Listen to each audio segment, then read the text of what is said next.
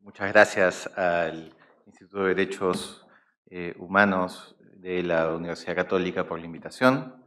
Es un gusto estar en este encuentro de derechos humanos.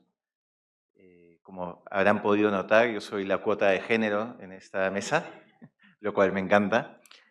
Soy Alberto de la UNDE, docente acá en la Universidad Católica, en la Facultad de Derecho, excongresista, abogado vinculado a temas de derechos humanos.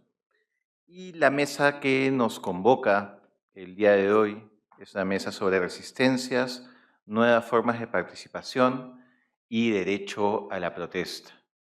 Temas que están muy presentes en la discusión sobre derechos humanos y en las coyunturas políticas del país.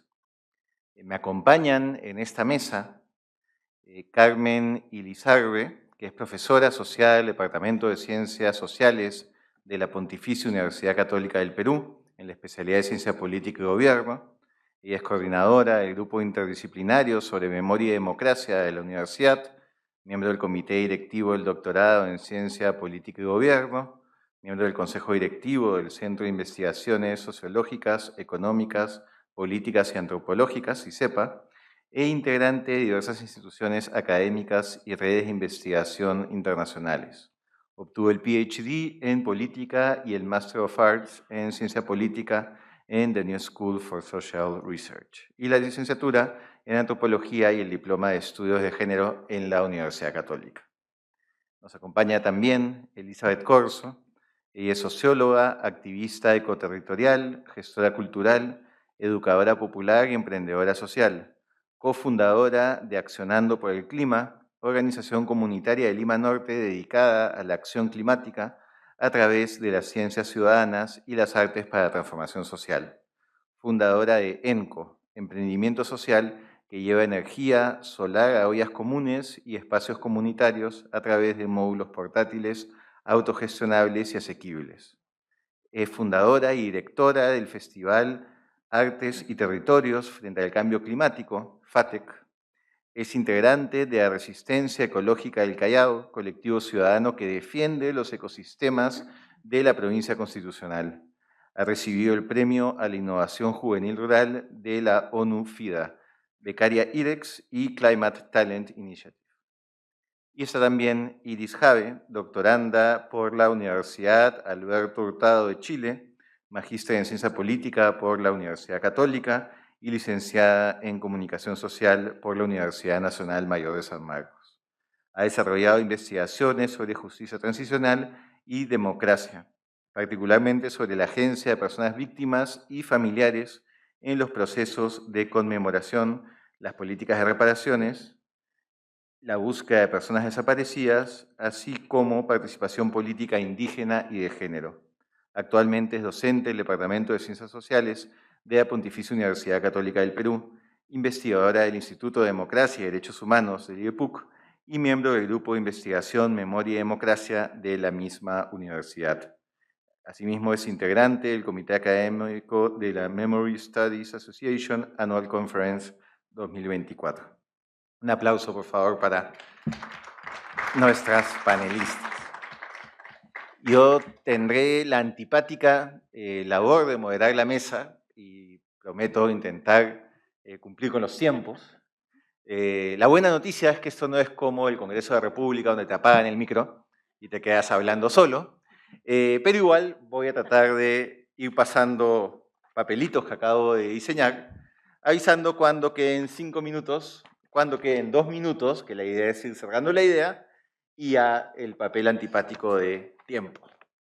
La idea es que vamos a tener una primera media hora, donde cada panelista va a tener 10 minutos para exponer sus ideas sobre el tema que hoy nos convoca. Luego tendremos 30 minutos adicionales de intercambio, donde daré la posibilidad de que cada una reaccione, complemente o, digamos, se favorezca un poco el diálogo. Luego, por supuesto, un espacio también para las preguntas que tengan los asistentes, los y las asistentes. Entonces, si les parece bien, empezamos con Carmen. Adelante. Buenas tardes, muchas gracias al IDEPUC por la invitación a participar en este importante seminario, en este espacio de conversación en particular, en el que estamos abordando el tema de las resistencias y nuevas formas de participación y derecho a la protesta. Yo quiero plantear 4 ideas que salen de las investigaciones que yo he hecho sobre las protestas por varios años y que traté de sintetizar en un libro que publiqué en el 2022, se llama La democracia y la calle, publicado por el IEP. De ahí vienen principalmente las ideas con las que quiero empezar, ¿no? Entonces, yo quisiera analizar un poco el lugar que tienen las protestas en la política peruana en el siglo XXI. Digamos, en este tiempo largo, un cuarto de siglo ya de democracia formal, de democracia electoral, diría yo, la participación política contenciosa, las protestas, la conflictividad social, distintas maneras de nombrar esto, ¿no?, se han constituido en una arena específica, particular, con peso propio en la política nacional. Es decir, que en el campo de la política contenciosa, ¿no?, es uno que complementa la intervención de instituciones políticas, es decir, de la arena propiamente institucional de la política, y también otra arena que es muy importante, que es la de los medios de comunicación. Pero las protestas y los actores sociales que protestan, entran en conflicto con los gobiernos a través de pedidos, demandas muy diversos, constituyen, creo yo, un campo específico de la participación política que ha ido adquiriendo peso en el país, ¿no? Entonces, ¿cómo se explica la aparición de esta arena o este espacio de actoría política de la sociedad y la importancia que ha ido adquiriendo? Bueno, por la crisis de representación que hay en el país y que muchos autores han explicado, que tiene que ver con la crisis de partidos políticos, tiene que ver también con las crisis de las propias organizaciones sociales, como sindicatos, gremios, por ejemplo, y también con las deficiencias de los canales instituidos para que las demandas de la sociedad se hagan escuchar y lleguen al Estado. También diría que hay un problema de promesas incumplidas del proyecto de la democracia neoliberal peruana, ¿no?, que ha ido generando una serie de demandas que no tienen respuesta desde los distintos gobiernos. Y también el campo de las protestas se puede haber ampliado porque la democratización permite mayor expresión de descontento y de encarar directamente a los gobiernos, ¿no? Entonces, lo que se ha producido, pienso yo, es que han aparecido formas de autorrepresentación política. Mucha gente se organiza para directamente influir en los gobiernos, en las autoridades locales también, distritales, provinciales, porque las protestas y la política contenciosa en el Perú es abundante. Como documenta la Defensoría del Pueblo, en el Perú hace varios años hay más de 200 conflictos sociales por mes, ¿no?, por décadas ya, por décadas. Eso ya no es un fenómeno extraordinario, sino algo instituido informalmente. Entonces, la gente representa directamente sus intereses ante el Estado y trata de incidir de manera directa. Un poco como hacen los lobbies también, solo que la gente lo hace desde la calle, desde el espacio público y sumando fuerza. Las protestas son más exitosas cuando congregan a mucha más gente. Esa es la primera idea. Una segunda idea es que esta arena o escenario o nuevo espacio para la acción política se expresa con mucha fuerza en el espacio público, como decía, en las calles, en las plazas, ¿no?, e incluye actores diversos y desiguales, ¿no? Pensemos que en el espacio de la sociedad hay una serie de elementos que nos separan, nos dividen y nos jerarquizan también. No son solo diferencias culturales, ¿no? Que nos llevan a hablar de la diversidad de actores que hay, de una pluralidad. Hay también mucha desigualdad entre los distintos grupos que protestan. Y entonces lo que tenemos es una esfera pública bastante desigual, y por eso también desarticulada, es decir, no es tan fácil agregar demandas, intereses, estrategias, no es tan fácil entonces sumar alrededor de objetivos comunes. Por otro lado, también hay cambios bien interesantes, liderazgos de distinto tipo que han ido apareciendo en el siglo XXI, en contraste con lo que ha sido el siglo XX, por ejemplo, vemos que hay un interés en las nuevas formas de organización para las protestas de constituirse horizontalmente, ¿no? Se rechazan los liderazgos muy visibles o lo que llamaríamos en el campo de los partidos políticos los candidatos naturales, ¿no? O gente que persiste siempre en el mismo rol del liderazgo. Hay mucha más espontaneidad, menos organicidad, identidades políticas menos fijas también. Y eso tiene una serie de ventajas que quizás después podemos discutir, pero también desventajas porque hace más difícil sostener, integrar, articular acciones amplias. Aunque a veces esto ocurre y en esos casos se logra lo que yo he llamado un poder de veto popular, ¿no? En el mejor escenario, las protestas, la política contenciosa logra detener, contener acciones gubernamentales.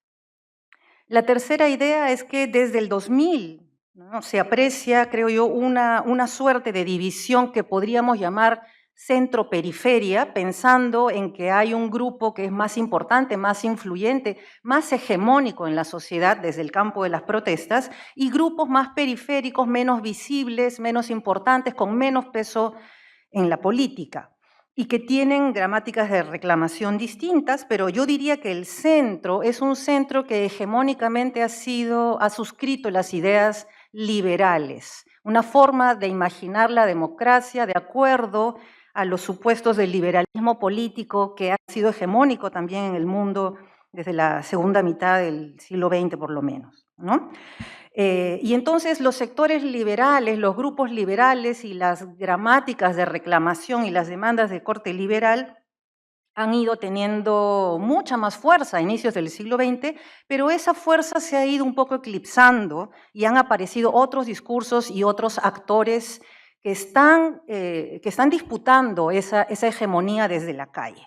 Y yo creo que con un par de casos lo puedo plantear más claramente, ¿no? Por ejemplo, la Marcha de los Cuatro Suyos, ¿no?, una gran marcha nacional en el año 2000 que yo estudio en mi libro, se, digamos, articuló a montones, a una gran diversidad de actores sociales y políticos nacionales alrededor de una demanda de nuevas elecciones sin Fujimori, ¿no? Esa fue, digamos, la demanda fuerte que logró congregar a grandes masas de gente que hicieron una protesta que entró a la historia del país, ¿no es cierto? No es que no hubieran otras demandas en esa protesta, es que estas son las que lograron visibilidad y las que finalmente se convirtieron en las demandas principales de todos esos grupos que protestaban. Años después, en los años 2022, 2023, durante lo que hemos venido a llamar el estallido social en contra del gobierno de Dina Boluarte, apareció una demanda distinta, que ya no era solamente nuevas elecciones, sino nueva constitución, ¿no? Ese pedido, además, respaldado por un canto popular que yo creo que es bastante claro en lo que señala, esta democracia ya no es democracia, ¿no? Ese es un pedido de cambio radical, es decir, desde las raíces, de recomponer el sistema político completo, ¿no? Muy distinta. Y esa demanda nos lleva al cuarto punto que quiero plantear y final, con este ya voy a cerrar en el minuto que me queda. Esta nueva demanda nos lleva a visibilizar otras formas de liderazgo, de resistencia también al autoritarismo y la emergencia de, entre comillas, nuevos actores. Nuevos porque ahora han adquirido una gran visibilidad en la escena nacional, en la agenda pública nacional, pero siempre han sido actores que han participado políticamente, también desde la política contenciosa, y me refiero a los pueblos indígenas, a las comunidades campesinas y muy visiblemente las mujeres campesinas durante el estallido social del 2022-23, ¿no? O el surandino también aparece a veces como una de las denominaciones para nombrar a estos viejos nuevos actores que traen nuevas narrativas, demandas, estrategias de intervención y que están remeciendo, también cambiando las características de nuestra esfera pública contenciosa. Lo dejo ahí por ahora. Gracias. Muchas gracias y gracias además por la precisión en el tiempo. Va a haber espacio para poder seguir intercambiando ideas. Pero ahora pasamos con Elizabeth, que tiene además una presentación que pediría que nos ayuden a poder proyectarla, por favor.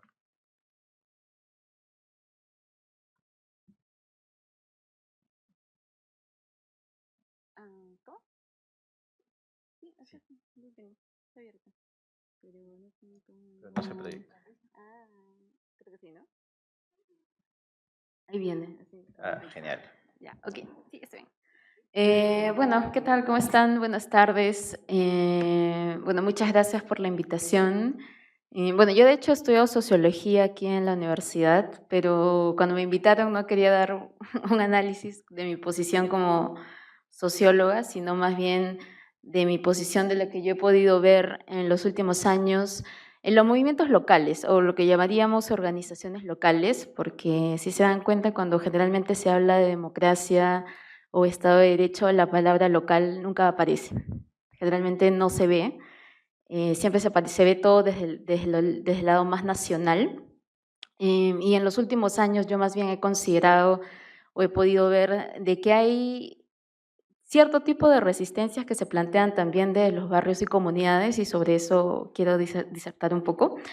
Me gusta la palabra herencia, de hecho me lo planteó hace poco un compañero, porque entendemos la herencia como, digamos, todo eso que vamos a transmitirle a alguien, sea bueno o malo, cuando uno se muere, ¿no? Y si bien creo que existe como una sensación de que estamos frente a una crisis bastante profunda, creo que también hay una pregunta en el aire que resuena, que es qué tipo de herencia le vamos a dejar a las siguientes generaciones de peruanos, ¿no? Yo como ustedes, o como creo que muchos de ustedes, no lo sé, de hecho todas las fotos que voy a presentar son fotos personales, no he tomado nada de internet. Me representa mucho ese personaje, pero digamos, yo como ustedes, o como muchos de ustedes, también he salido a marchar, ¿no? Me han gaseado, me han pegado, en fin, muchas cosas.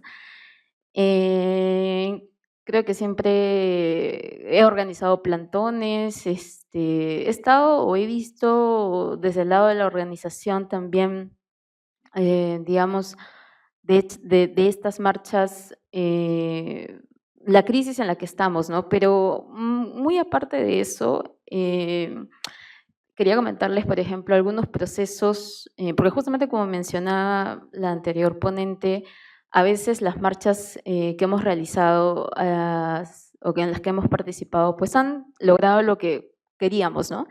Pero otras no.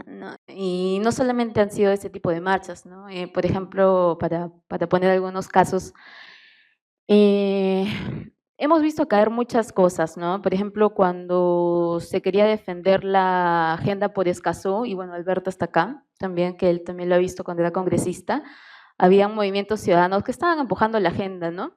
Se presentó ante el Congreso, se organizaron los colectivos, pero no se logró ratificar un acuerdo que buscaba fortalecer la gobernanza ambiental. Cuando hubo el derrame de Repsol, efectivamente organizamos una plataforma que era Repsol Hazte Cargo, y en esa plataforma éramos, me parece, unos 5 personas del Callao, ¿ya? Yo soy del Callao, de hecho. Entonces éramos 5 personas del Callao y los demás eran activistas, ¿no? Ecologistas, etcétera, ¿no?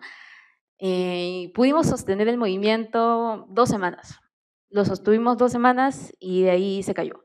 No teníamos fuerzas para, digamos, poder sostenernos, porque obviamente la lucha o las demandas necesitan tiempo y necesitan gente. Y cuando no tenemos bases sociales, todas las luchas se nos caen, ¿no? Bueno, yo generalmente soy más ambientalista, entonces es lo que más he visto. Y siempre le decía a un amigo en broma, hemos visto más derrotas que triunfos, ¿no? Creo que en los feminismos también ha pasado mucho en los últimos años, ¿no? Que algunos triunfos que se tenían, por ejemplo, de derechos que se habían garantizado, en los últimos años el Congreso simplemente los ha anulado, ¿no? Entonces los triunfos, incluso que en ese momento parecían triunfos, ya no se ven como tal, ¿no? Y creo que ahora último hay otra amenaza, ¿no? Respecto también a quienes van a denunciar, a las mujeres que denuncian violencia, creo que también les quieren penalizar, algo así. Entonces, lo que me daba cuenta y en general era que muchas de estas demandas o muchos de estos triunfos, como entre comillas triunfos que llamamos, se han ido cayendo a lo largo del tiempo y pues no ha habido una base social efectivamente que la pueda respaldar, ¿no? Y eso es algo que también creo que debemos pensarlo críticamente, ¿no? Yo creo que las marchas y las protestas, tal como yo las he percibido, y creo, no sé, acá hay mucha gente joven y creo que han participado en eso también, siento que ha sido más bien expresión de un malestar, ¿no? Un malestar, un asco, digamos, de cierta desilusión frente a cómo se vienen haciendo, realizando las cosas. Pero creo que más allá de esa expresión que hemos tenido, de esa euforia que tenemos los días que duran las marchas, creo que no hemos podido construir algo más, ¿no? Construir algo permanente, que realmente nos permite decir, oye, estamos construyendo un nuevo camino frente a todo esto, ¿no? Creo que simplemente, obviamente no lo estoy desmereciendo, pero creo que más nos hemos quedado un poco ahí, porque justamente la salud mental tampoco nos da, ¿no? Para ser honestos. Entonces, claro, ¿no? Siendo o viniendo, digamos, de movimientos más nacionales, me llegué a preguntar un poco más hacia dónde debía construir o dónde realmente se construye la democracia, ¿no? Y de hecho, en la siguiente mesa que sigue hay una pregunta bien bonita que plantean, que es ¿qué lugar ocupan la agenda de derechos humanos? ¿No? Porque realmente, ¿quiénes hablan de derechos humanos? ¿No? No, yo lo pregunto así como… de hecho, ayer pasó algo muy interesante. En Márquez Callao querían imponer una planta de cal, que obviamente eso afecta completamente la vida y la salud de la gente que vive ahí, porque es como que la comunidad, el barrio está acá y la planta está acá nomás. Y los vecinos y vecinas se han organizado durante bastantes meses, han ido a Produce, bueno, han ido a varias instancias, pero también han hecho mucho trabajo comunitario, ¿no? Han informado a los otros vecinos respecto a lo que significaba la instalación de esta planta de cal. Y ayer, pues, se emitió uno de estos documentos en los cuales Produce decía que efectivamente la planta no se iba a hacer, y obviamente eso se ha celebrado, ¿no? Entonces, lo comento acá porque esas resistencias o esas, digamos, entre comillas, formas de participación pasan desapercibidas, ¿no? O sea, la academia seguramente ni por acá sabrá de que efectivamente la gente de Márquez estaba en una lucha ambiental, porque de hecho Márquez tiene una de las playas más contaminadas de Sudamérica, en la misma desembocadura del río Chillón, ¿no? Pero nadie lo registra, ¿no? Entonces, pero los vecinos y vecinas están ahí, ¿no? No van a los encuentros de activistas a hablar de derechos humanos ni de justicia ambiental, pero en la práctica diaria hacen bastante, ¿no? Y justamente, digamos, muchas de las reflexiones que yo he tenido es que justamente, creo yo y sostengo yo en mi práctica, es que los espacios locales son espacios en los cuales realmente uno disputa mucho de estas cosas, ¿no? Tú puedes disputar ahí conceptos de derechos humanos, de género, de interculturalidad, de cambio climático, ¿no? Porque justamente te encuentras con la diferencia y la diversidad. Eh, Son espacios en los cuales, con los vecinos y vecinas, por lo menos con los cuales venimos construyendo, no somos realmente, digamos, ideológicamente somos tan similares, ¿no? De hecho, a veces la gente tiene opiniones que, entre comillas, podrían ser funables, ¿no? Yo me acuerdo que en un taller, uno de los niños les había planteado un juego teatral y justo estaba pasando el tema de las marchas. Y uno de los niños dijo algo así como, ya, vamos a hacer representación, vamos a hacer policías contra terroristas. Pero pasa, ¿no? O sea, yo no puedo decirle al niño como, salte de mi taller, ¿no? Me gusta más bien colaborar o tener espacios en los cuales los papás y las familias no piensan igual que yo, porque siento que es ahí donde podemos plantear justamente las preguntas necesarias a estas personas, como ¿por qué piensas eso? O ¿te has puesto a pensar que esto puede ser de otra manera, no? Más aún en tiempos de algoritmos en los cuales la gente funciona como islas, ¿no? Todo el mundo se junta con la gente que piensa igual que ellos, ¿no? Me pregunto si son nuevas formas de participación, el tema de los espacios locales. No muy segura, ¿no? Yo creo que nuestros padres y nuestras madres han trabajado mucho por las luchas por el agua, por la vivienda, por el territorio, ¿no? Pero creo que las generaciones actuales hemos olvidado bastante los espacios locales como espacios de incidencia y como espacios de construcción de un nuevo horizonte, de un nuevo Perú, ¿no? Pero también sin idealizarlo, ¿no? Porque lo local es también complejo, es contradictorio. Y en tiempos de cancelación, que es muy fuerte de hecho, la gente no te lo podría tal vez disculpar, ¿no? Yo he conocido personas que son muy buenas, que son agentes comunitarios de salud mental y a veces tienen opiniones machistas, ¿no? Pero no por eso voy a decirle a la señora, ay señora, usted así, váyase. No, no, o sea, no funciona, sino lo local es al final son procesos, somos personas y como tal, al ser personas, los procesos también están llenos de errores, ¿no? Por eso decía que era complejo y contradictorio, ¿no? Entonces, para terminar, esa es un mural que encontré en Márquez, también es un lugar, yo vivo por acá, yo entonces por ahí, siempre ando por ahí.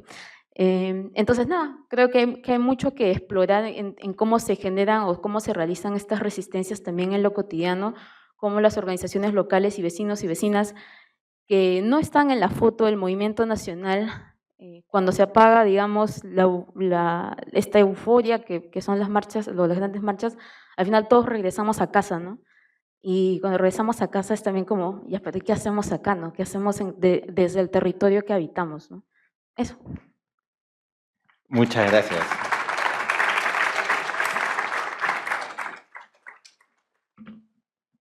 Iris, adelante, por favor.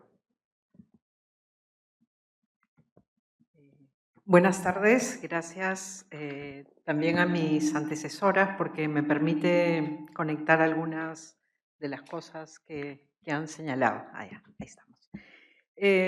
Bueno, quisiera comenzar con una pregunta sencilla, pero creo que vale la pena hacerla en este panel de participación política. ¿Qué ha cambiado en las formas de participar? Ahora mismo Elizabeth hacía referencia a esto, ¿no? Si podemos hablar de nuevas formas de participación. Y no me refiero al sentido normativo, sino al sentido analítico, ¿no? ¿Qué estrategias se han transformado? ¿Cuáles persisten? ¿Y qué nos dicen esas continuidades y rupturas sobre cómo se construye la actoría política hoy? ¿De qué sujetos políticos estamos hablando hoy? Para responder esta pregunta voy a partir de los casos que conozco de cerca como investigadora, las organizaciones indígenas de víctimas del conflicto armado interno, y desde ahí voy a tratar de hacer algún enlace con estos activismos de los colectivos ambientales, por ejemplo, el que mencionaba Elizabeth, o los activismos de datos que vemos hoy. No para equipararlos, sino para ver qué cosa ha cambiado, ¿no? Primero, empezar con un dato acerca de mi investigación, que estamos hablando de una población normalmente excluida, discriminada, como es la población indígena. En 200 años de república solo hemos tenido una representante al Congreso que se ha autoidentificado como lideresa indígena, ¿no? Como indígena. Y esta cifra no es un dato aislado, es un dato que conecta bien con lo que Julio Kotler llamaba la herencia colonial, ¿no? Esta suerte de naturalización de jerarquías étnico-raciales que terminan estructuralmente limitando el acceso al poder político. Y el conflicto armado interno lo que viene a hacer en el Perú es agudizar esta situación que ya teníamos como existencia, ¿no? Ya sabemos las cifras que hay alrededor, más de 69.000 víctimas fatales, el 75% de la población procedente del sector rural, con la lengua materna mayoritariamente quechua y en situación de pobreza, ¿no? Entonces, no quiero subrayar solamente la magnitud del daño, que es súper fuerte, sino cómo se ha construido el relato en esta sociedad post-conflicto, que llevamos ya más de 20 años, alrededor de ello, ¿no? Esta construcción de víctima, ¿no? Esta identificación de la que hablamos de víctimas del conflicto armado interno, una categoría, por supuesto, necesaria para el reconocimiento jurídico, para hacer políticas públicas, para el registro, pero insuficiente, creo, para contener las demandas, las resistencias, los desarrollos, las actorías que asumieron las organizaciones de familiares de víctimas como organizadoras, negociadoras, productoras de memoria y muchos otros roles que han ido asumiendo en el camino. Entonces, quiero referirme a estos nuevos sujetos, estas organizaciones de familiares, la mayoría conformada por mujeres, como la ANFACEP, la ANFADET o MIASEC, una serie de organizaciones que no solo reclamaron derechos a través de las marchas, de las distintas acciones, sino que reconfiguraron también su lugar en la esfera pública, ¿no? También se situaron de otra manera disputando los sentidos de cómo hacer política desde sus propias individualidades y colectividades, pero también de sus propios afectos y afectaciones. Me refiero a cómo han intervenido en una serie de políticas, en procesos de incidencia, pero al mismo tiempo también cómo han ido construyendo lo que denomino una ecología política del postconflicto. Tomo prestado este concepto de ecología y le añado política para examinar cómo se distribuyen el poder y los recursos en contextos de transformación donde las configuraciones relacionales entre humanos, no humanos, producen formas situadas de agencia y de poder político. Esto que comentaba Elizabeth, cuando llegan a su casa los integrantes de los colectivos locales y llegan a conversar sobre distintos temas, esas afectaciones, esas vidas cotidianas, no son unas vidas cotidianas separadas de lo político, ¿no? Creo que hoy lo que tenemos son unas vidas cotidianas que se convierten en prácticas sociales donde también se constituyen y se van formando los sujetos políticos.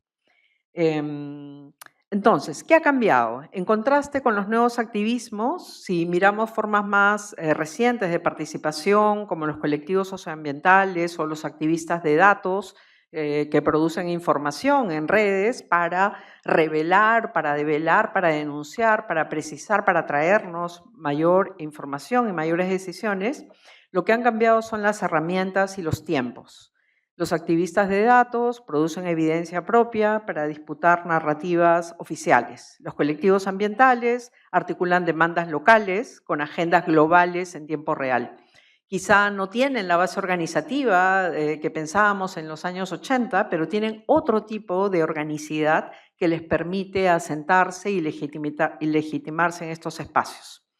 Entonces, lo que quiero identificar son al menos 3 diferencias importantes entre esas organizaciones que he estudiado, que vienen de los años 80, y estos nuevos activismos. La primera es temporal.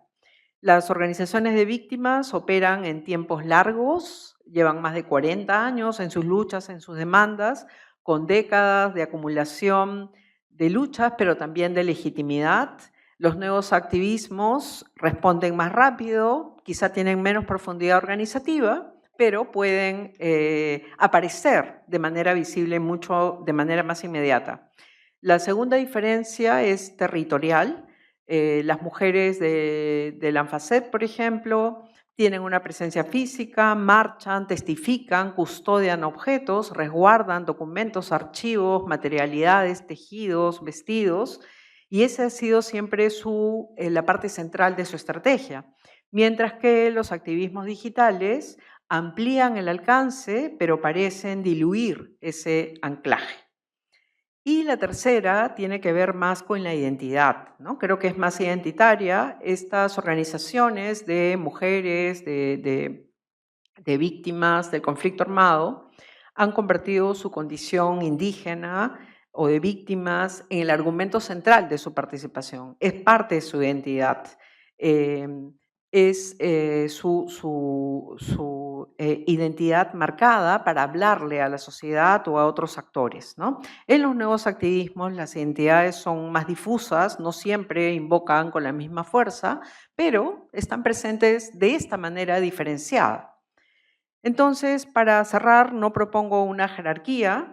Lo único que quiero señalar o invitarles a reflexionar es que los activismos contemporáneos también tienen mucho que aprender de esa acumulación histórica, ¿no? De ese legado, de esa herencia, como la que señalaba Elizabeth, y por eso me gustó mucho escuchar ambas presentaciones porque conectan con lo que quería decir.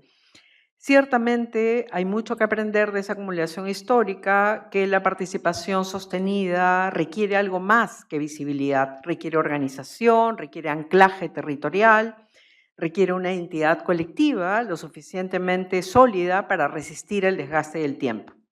Y requiere reconocer que los afectos, las memorias y los objetos no son el complemento emocional de la política, sino son parte constitutiva, ¿no? Lo que intento señalar es cómo estas prácticas cotidianas que parecen emocionales y que podríamos pensarlas como experiencias subjetivas, en realidad están a la base de una constitución de estos sujetos políticos, en el sentido colectivo, de estos nuevos activismos de los que hablamos ahora. Y ya está. Sí. Un minuto más. Y... reduje. Bueno. Sí. Muchas gracias. Gracias. Un aplauso, por favor, para Iris.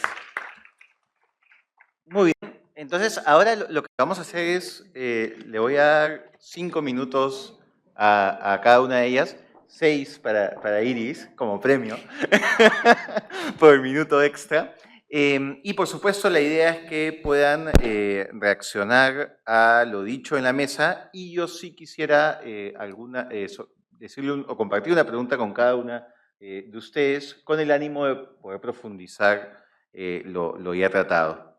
Entonces, empezaremos con Carmen, y yo quería invitar a Carmen a profundizar en cuáles son las limitaciones o en todo caso las oportunidades o cómo es el contexto que se genera en torno a una economía tan informal como la peruana a la hora de tener reclamos tan materiales como el de la seguridad, ¿no? Por ejemplo, el ejemplo en el que estoy pensando es la incapacidad del sector transporte, de transporte urbano, de poder articular un gran frente de protesta frente a esta crisis de seguridad, no solo porque los trabajadores en su mayoría son trabajadores informales, con lo cual olvidémonos de la posibilidad de un sindicato de choferes que salga con fuerza y paralice la ciudad, sino también porque lo que hemos visto en cada intento de movilización y de reclamo de protestas es que son muchos actores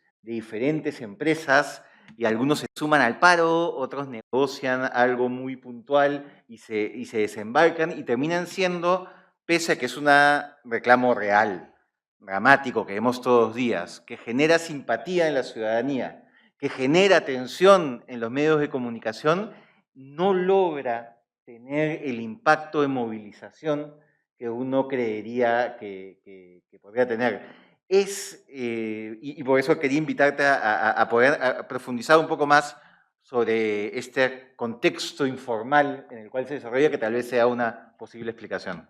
Vamos con 5 minutos.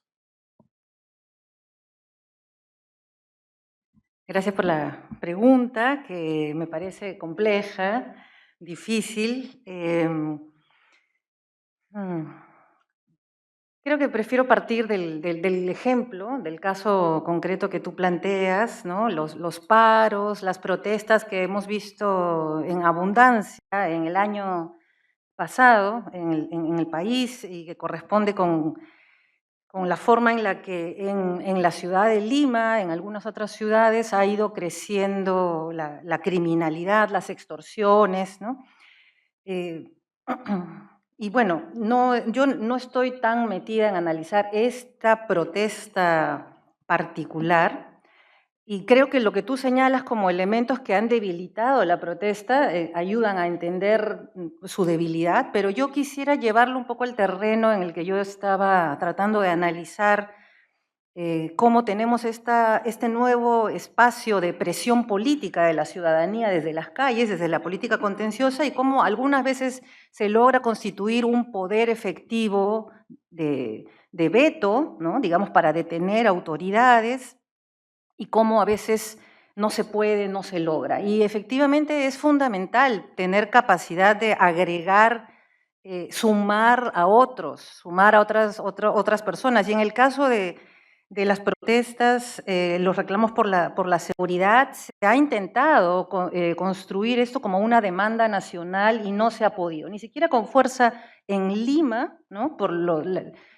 Probablemente por lo que tú señalas, pero a nivel nacional yo creo que porque no necesariamente esta demanda representa bien las urgencias, las prioridades, las necesidades de otros sectores que han sido claves para poder articular protestas nacionales. Por ejemplo, el sur andino, ¿no? Ahí no han habido movilizaciones de respaldo para las protestas por lo que llamamos seguridad ciudadana o las demandas de los transportistas en Lima. Y yo creo que tiene que ver, no lo puedo afirmar a ciencia cierta, pero no he hecho un estudio comparado de esto, pero creo que tiene que ver con el hecho de que después del estallido social, ¿no? Hay una sensación muy fuerte y que se dice además constantemente, ¿no? Que las masacres del gobierno de Boluarte en el sur andino no tuvieron, digamos, no generaron indignación, protesta, reclamos en Lima, ¿no? Y efectivamente es así. Mucha gente apoyó, personas, individuos han participado, pero no hubo un respaldo importante de Lima y de otras ciudades importantes frente a una cosa tan grave como una cantidad de masacres que se sucedían una tras otra, ¿no? Y que terminaron con 50 personas asesinadas en las calles, a vista de las cámaras, de los periodistas internacionales. Estas cosas han sido documentadas y hasta ahora no hay responsables, ¿no? Entonces una impunidad ahí muy fuerte que no ha generado, que no le ha movido el piso a Lima. Yo creo que es un poco en reacción también a eso, que ahora no vamos a encontrar con facilidad solidaridad en otros ámbitos del país. Pero también puede ser porque el tipo de problemas que se enfrentan, por ejemplo, en el sur andino son distintos. Tienen que ver con la violencia, tienen que ver con las armas, tienen que ver... sí, con la violencia, pero en este caso muchas de las protestas del sur andino son por la violencia estatal, por las constantes declaraciones de estado de emergencia que utilizan todos los gobiernos del siglo XXI para, entre comillas, controlar las protestas, ¿no? Y bajo ese régimen de excepción muchas veces se producen también asesinatos, ¿no? Los números, las cifras de personas asesinadas en protestas es una cifra altísima en el país y desde inicios del siglo, no es solamente este gobierno. Pero ese es un tema que en Lima no suena, por ejemplo, y que no ha generado una reciprocidad. Entonces, yo creo que insistiría, tomaría este caso también como uno que muestra esa división interna, una especie de tensión fuerte que tenemos que resolver. Muchas gracias. Elizabeth, usaste un concepto que me pareció clave, que era el reto de poder sostener el movimiento, ¿no? Y me ponía a pensar en lo que fue la gran manifestación ciudadana del 2020 contra el gobierno de Merino, que una vez caído y empezada la transición, trató de sostenerse en base a otras agendas y duró pocos días, no fue mediáticamente relevante, la movilización se detuvo. O los intentos, por ejemplo, de movilización contra el régimen del señor Gerí, ¿no? Que tampoco logró cuajar más allá de unos primeros momentos. Entonces, quería invitarte a profundizar un poco de cuáles crees que son los motivos, no solo de manifestaciones nacionales, porque creo que el enfoque local que has planteado es muy interesante y pertinente. ¿Cuáles crees que son los motivos por los cuales nos cuesta tanto sostener estas protestas o estos movimientos en torno a reclamos puntuales? Ya. Lo que pasa es que yo no lo veo de una manera separada, creo que obviamente lo nacional y lo local están bastante interconectados. Puedo aterrizarlo un poco más a los movimientos ambientales. Yo siempre le digo a los compañeros y compañeras de los movimientos ambientales que no somos muchos, en verdad. Si el día de mañana hay un derrame otra vez en Ventanilla, o sea, vamos a sostener 3 semanas y de ahí ya no vamos a poder, porque no hay gente. No hemos desarrollado procesos lo que yo llamo autoeducación en comunidad, o sea, procesos y que también lo mencionó una compañera antes, procesos de formación de agentes políticos, de ciudadanos críticos, que no necesariamente empiezan en la universidad, ¿no? O sea, yo les invitaría también a pensar en qué momento de sus vidas, porque creo que la mayoría que está acá tiene una sensibilidad particular y una conciencia un poco crítica de las cosas. ¿En qué momento de su vida empezaron a desarrollar eso? ¿En qué momento de su vida empezaron a preguntarse más? En mi caso fue principalmente la universidad. Mis padres no han ido a la universidad, y no hablamos mucho de esos temas, y en el colegio menos. Entonces he tenido que esperar a venir a la universidad para, digamos, poder reflexionar sobre estos temas, poder hablar de estos temas, y poder tomar una posición, ¿no? Y venir a la universidad en un país como este es también un privilegio, ¿no? Y no solamente ir a la universidad es un privilegio, sino también a qué tipo de universidad vas es también un privilegio, ¿no? Entonces, algo que justamente también, o sea, he sido mucho de promover y de reflexionar es de generar más espacios, ¿no? Más espacios justamente locales. Y ya sé que parezco redundante, pero en realidad yo creo que es así. Creo que cuando, por ejemplo, hacemos clubs ambientales en el distrito, no solamente, digamos, conversamos sobre temas de medio ambiente o de cambio climático, sino que a veces puedes hablar de democracia sin necesariamente decir la palabra explícitamente democracia. Cuando eso se llama cultura democrática, ¿no? Por ejemplo, eh, cuando realizas un taller para niños o niñas y desde que planteas figuras como las asambleas, ¿no? Que son figuras de diálogo en lo cual conversamos o nos ponemos de acuerdo sobre las cosas que son no negociables o los que sí queremos, por más que tengamos, sean más niños sean niños o niñas, digamos, de edades pequeñas, son también ciudadanos conscientes, ¿no? Con una opinión.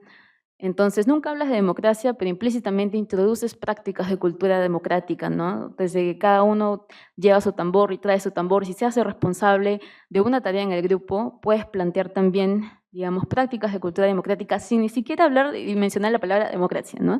Aún más en un país en el cual la educación es una educación autoritaria, ¿no? O sea, es una educación que te plantea justamente a obedecer, no a pensar, y menos aún y en la actualidad a poder, digamos, dialogar con alguien que no piensa igual que tú, ¿no?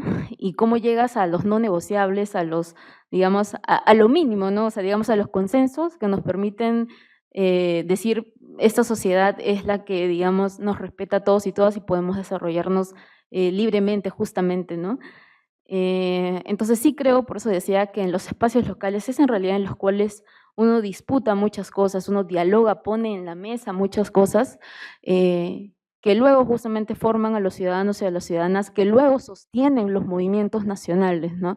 Para terminar, solamente diría, porque yo siempre le digo a los compañeros ambientalistas, o sea, no, nos vamos 15 de nosotros y ya no hay nada acá, porque necesitas tiempo para estar ahí, ¿no? Y no hay bases sociales, ¿no? Entonces, es un error, y eso siempre lo digo al movimiento, no crear más semilleros, ¿no? Más espacios de autoeducación en comunidad, más espacios locales de diálogo, en el cual justamente puedan salir estas generaciones que puedan ser relevo, pero no solamente como activistas, sino en realidad como ciudadanos conscientes, ¿no?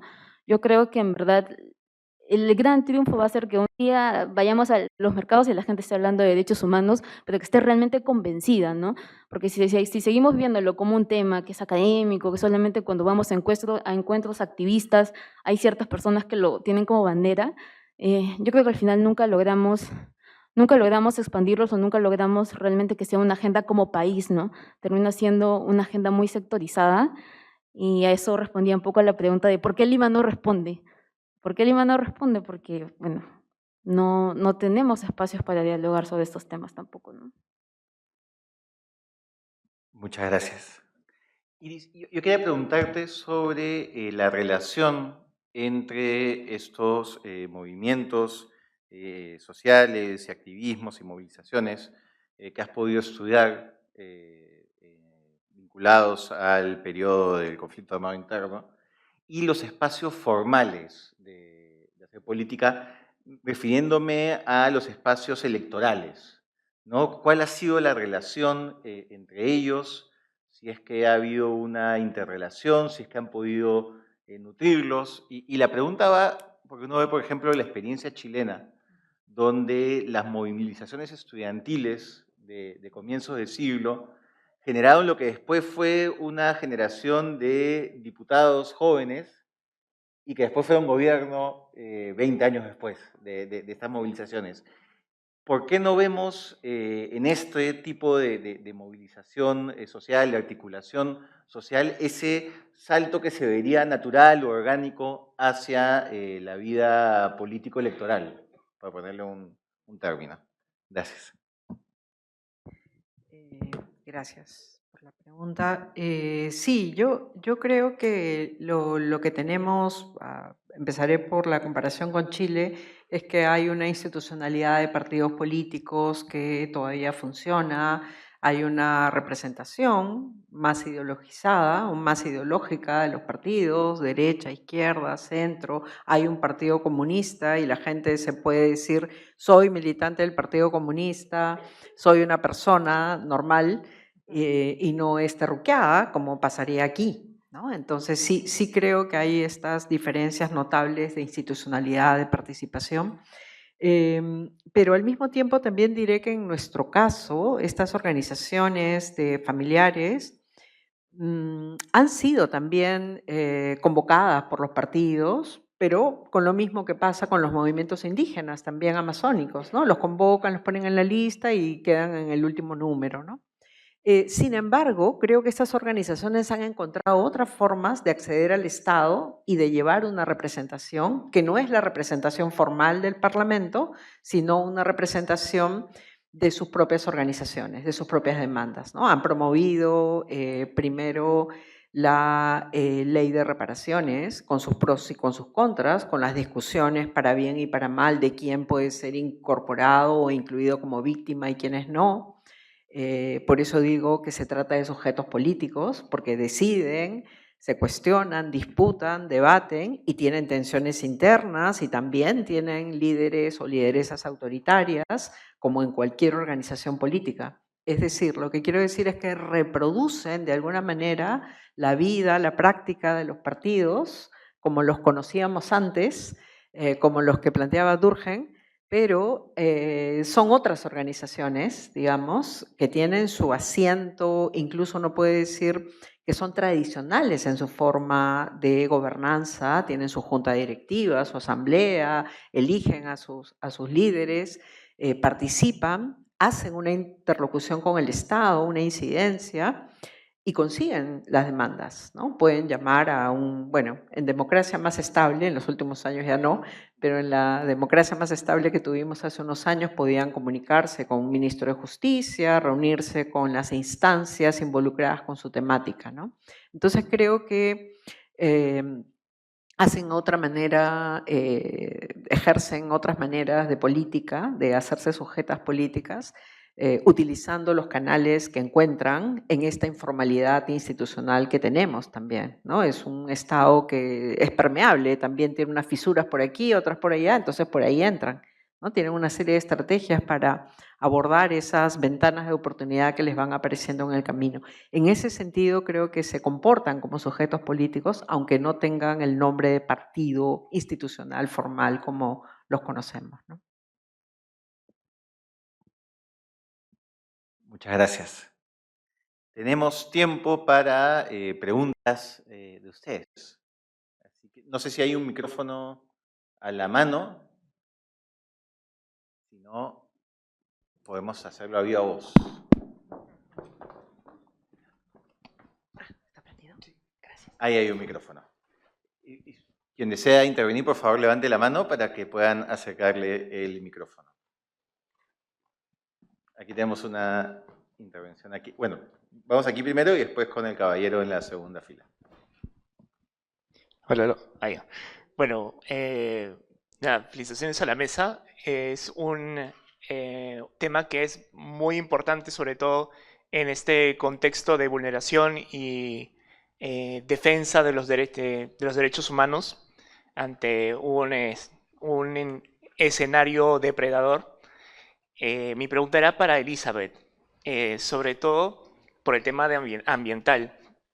Dentro de la vida activista he podido encontrar a bastantes jóvenes desde sus territorios, desde su localidad, generando iniciativas y con propuestas bastante innovadoras que se adaptan a su territorio. Encuentro que un problema central es cómo adaptar la agenda climática global o los desafíos climáticos al territorio y que se pueda generar un cambio que esté articulado. Y creo que son dos problemas. Sobre todo el tema de financiamiento, tema de adaptación.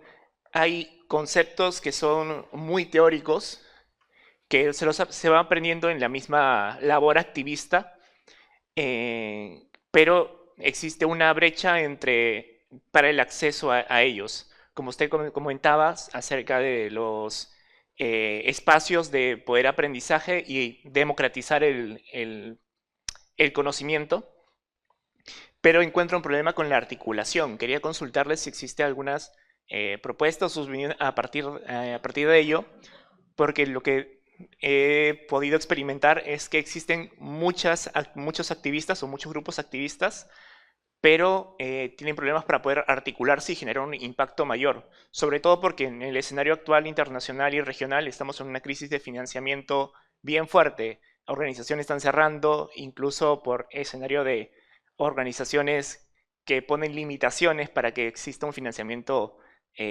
aceptable para poder generar un cambio. Bueno, esa es mi pregunta. Disculpen si me extendí mucho.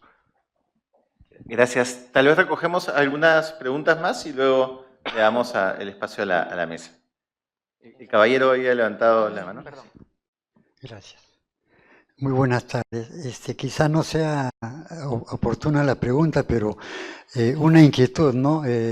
Acerca de las últimas elecciones donde partidos tradicionales como el APRA, Acción Popular, Democracia Cristiana, inclusive Somos Perú, que no han pintado en estas últimas elecciones y siempre han sido, pues, digamos, fuerzas que han representado en cierta forma, ¿no? Electiva. Eso nomás.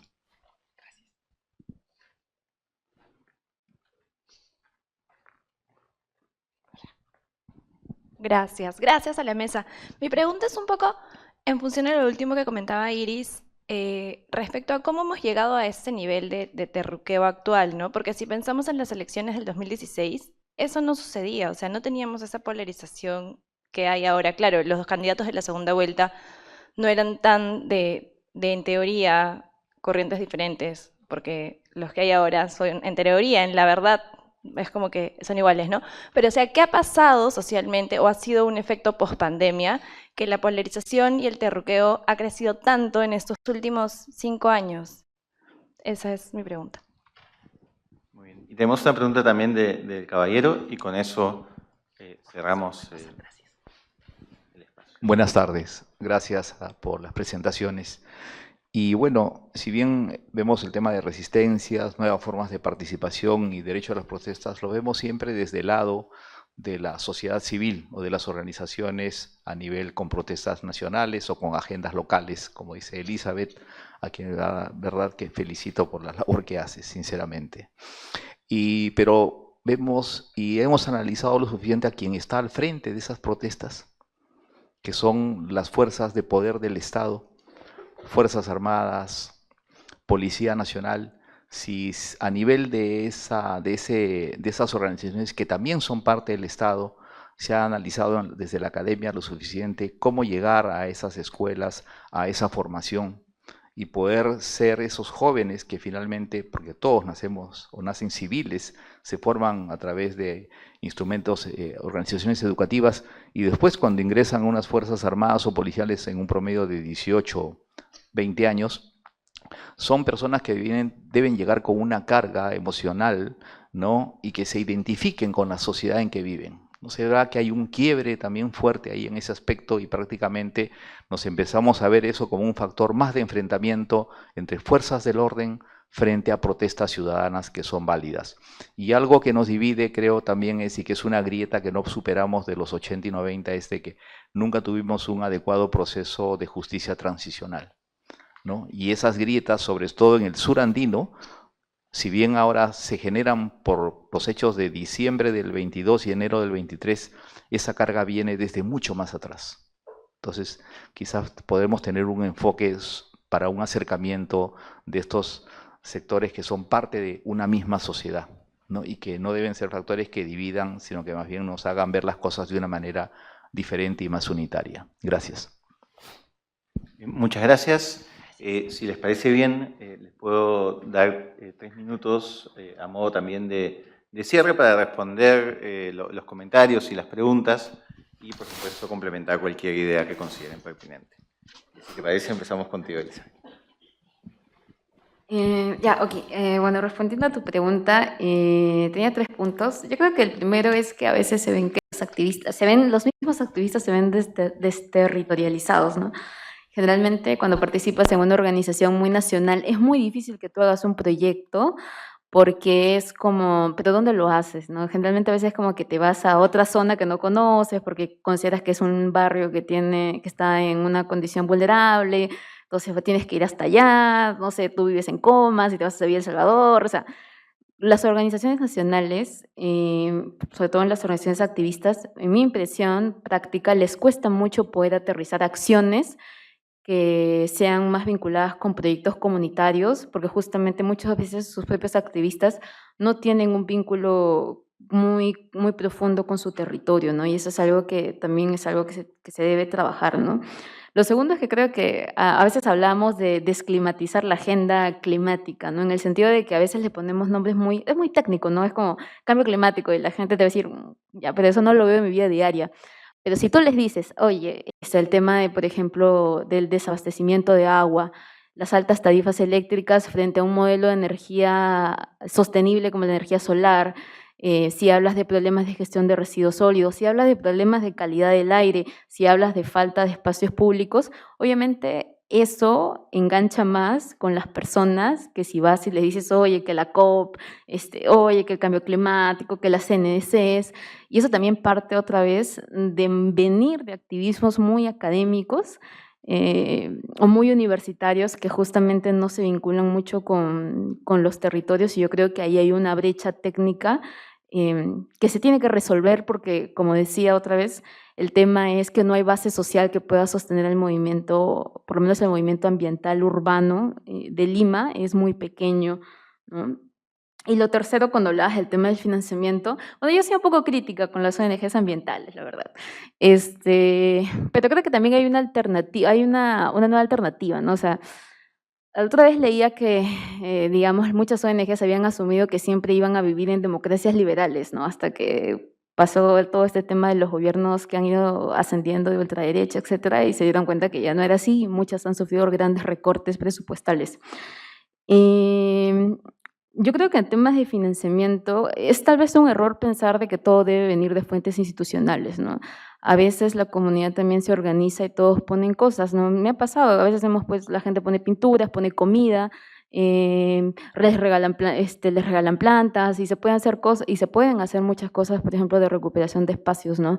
Entonces creo que a veces también, o que bueno, en este momento en el que estamos, tenemos que buscar esos nuevos modelos de autofinanciamiento en el cual tal vez hay personas que no te pueden apoyar haciendo, digamos, cosas por el barrio, pero tienen recursos y te dicen, oye, ya, yo no puedo ir, pero les puedo poner el almuerzo a todos, ¿no? Entonces, es también identificar qué tipo de vecinos pueden, digamos, aportar en eso. Pero otra vez, ese es conocimiento territorial, ¿no? Ese es conocimiento, cuando tú estás en tu territorio y conoces cómo funciona, conoces quiénes son las personas, sabes cómo activar. Pero si no conoces eso, hacer algo es muy complicado. Y justamente ya para cerrar mi punto, yo creo que ha sido es todavía una visión muy corta que tienen muchas ONGs ambientales de no poder apoyar a las organizaciones locales. De hecho, yo conocía, bueno, mi organización local, de hecho, fue apoyada por una organización de género, o sea, que cuando tú ves como, ¿qué tiene que ver el género con el cambio climático, no? Pero creo que en temas de género ellos han podido ver que realmente las organizaciones locales y territoriales tienen una mejor capacidad de organización, de incidencia, que pueden hacer las cosas muy eficientemente, de muy alto impacto, y yo creo que las ONGs ambientales aún se han quedado muy rezagadas en esa visión de ver el potencial que tienen las organizaciones locales para ejecutar acciones en su territorio, ¿no? Carmen.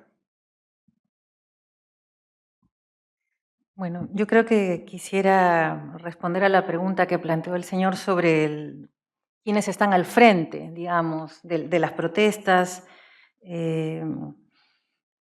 y un poco pensar en el endurecimiento de la respuesta del Estado, ¿no? Varias de las preguntas que usted ha planteado me parecen muy importantes y efectivamente creo que no tenemos tantas investigaciones como para entender bien las dinámicas de cambio en respuesta al crecimiento de las protestas que vienen habiendo, ¿no?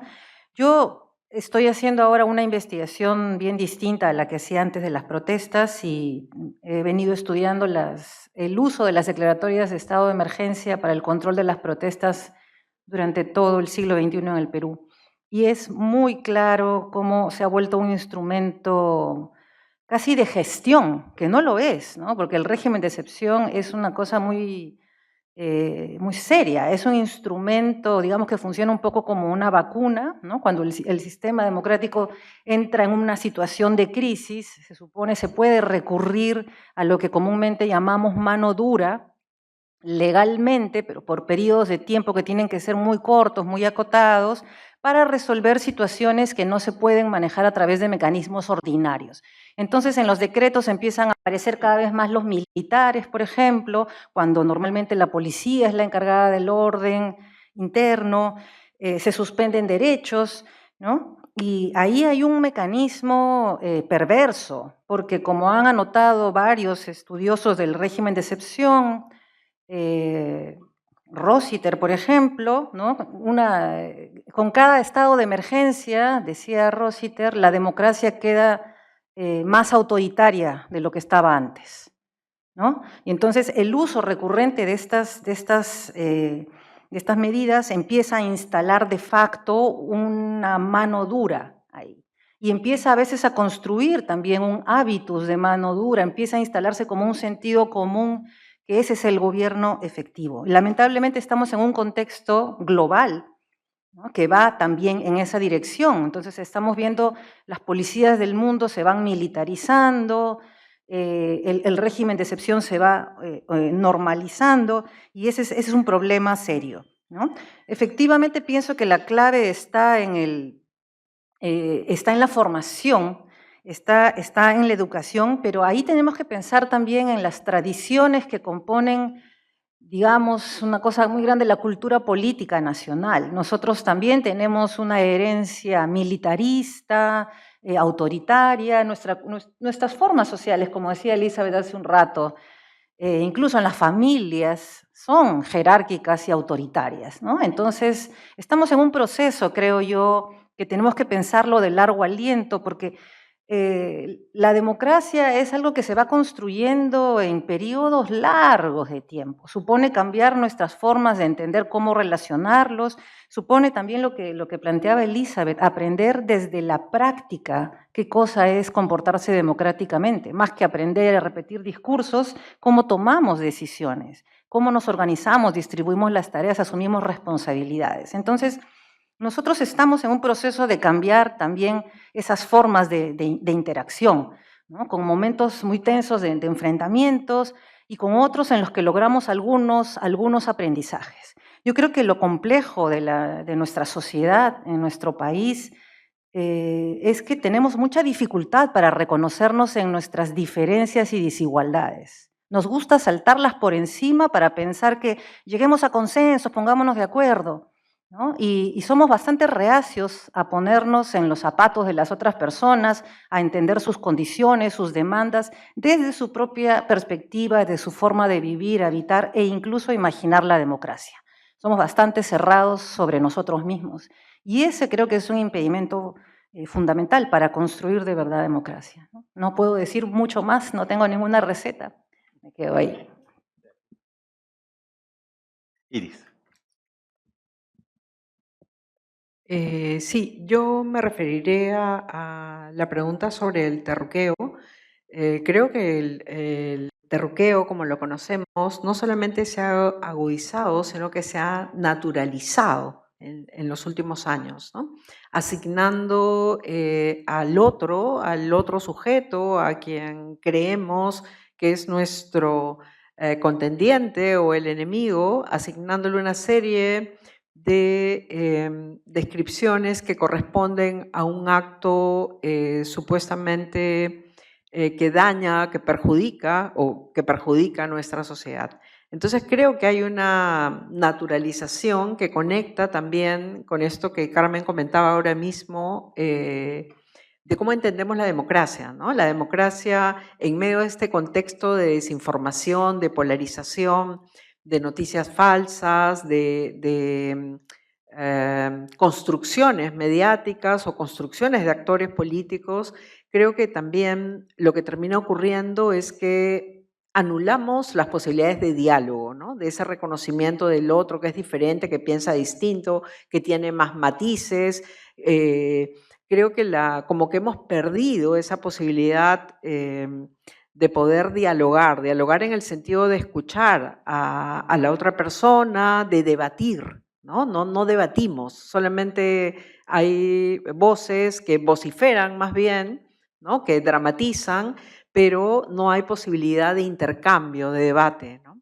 Y creo que este asunto del diálogo en sentido amplio, que es un valor fundamental de la vida democrática, lo hemos perdido porque estamos como en un contexto de actores políticos que polarizan la situación, la exclusión, la discriminación, y entonces asignamos una serie de actorías o de personajes para seguir ocultando lo que realmente ocurre, ¿no? Aquí nos hacía una pregunta de que este proceso, justicia transicional, no concluyó.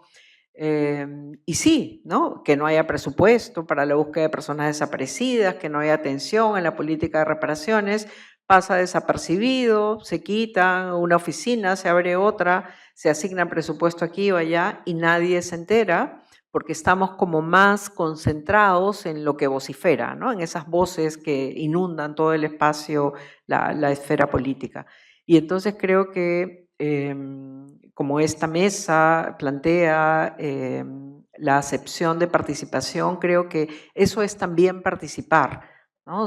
Intentar producir un diálogo, un espacio para la intervención, participar no solamente haciendo cosas como el activismo, digamos, ¿no? El activismo tiene sentido porque dice cosas, porque transforma, porque logra cambiar algunas situaciones, ¿no? Hace sentido por eso, no tiene que ser un gran movimiento nacional, internacional, puede ser un movimiento local que de repente tiene una función de 2 o 3 semanas, pero existe, ¿no? Tiene una voz y tiene una presencia que habla, que le puede decir a los demás qué está cambiando o qué está funcionando mal, ¿no? Y creo que eso es un poco lo que quería recuperar al final. Gracias. Muchas gracias a nuestras panelistas y por supuesto al público que ha intervenido. Pido un aplauso para ellas. Como hemos visto, el derecho a la protesta es un derecho fundamental, si bien no se encuentra explícitamente recogido en la Constitución, está hermanado con la libertad de expresión, la libertad de reunión, el derecho de participación, y en una sociedad con profundas limitaciones en cuanto a la debilidad de las instituciones, a la vida político-electoral. El derecho a protesta termina siendo uno de los pocos instrumentos que tenemos como ciudadanos para reafirmar la democracia en momentos en que esa se encuentra en baja intensidad. Por supuesto, existen limitaciones, hemos hablado de ellas, muchos tienen que ver con la capacidad de articulación o de sostenimiento en el tiempo, pero también una idea que ha estado presente en la mesa esta tarde es la idea de una cultura democrática que sostenga el derecho de protesta, tanto de quienes protestan como de quienes no protestan, e interpretan desde espacios de poder aquellas legítimas manifestaciones. Hay una tarea que sin duda no se agota el día de hoy. Muchas gracias a todos por su participación y continuamos con el programa.